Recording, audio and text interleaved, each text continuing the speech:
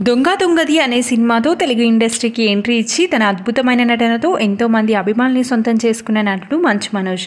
మంచు మనోజ్ మొదటి భార్యతో విడిపోయిన సంగతి తెలిసిందే. లాస్ట్ ఇయర్ తన ఫ్రెండ్ అయిన భూమా మౌనికాని రెండో వివాహం చేసుకున్నారు. అప్పట్లో వీరి వెడ్డింగ్ ఫొటోస్ కూడా సోషల్ మీడియాలో హల్చల్ చేశాయని చెప్పాలి. రీసెంట్గానే వీరి ఫస్ట్ వెడ్డింగ్ యానివర్సరీ దుబాయ్లో సెలబ్రేట్ చేసుకున్నారు.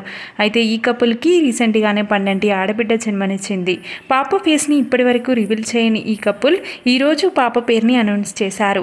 దేవసేన శోభ ఎంఎం అని మౌనిక వాళ్ళ అమ్మగారి శోభా గారి పేరు కలిసేలా పేరు పెట్టారు.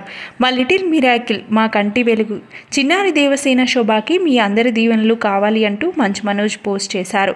ఆ పోస్ట్ చూసిన వారంతా క్యూట్ ఫ్యామిలీ, క్యూట్ బేబీ అంటూ కామెంట్స్ పెడుతున్నారు. మంచు మనోజ్ షేర్ చేసిన ఆ బ్యూటిఫుల్ ఫొటోస్ని మీరు ఈ వీడియోలో చూసేయండి.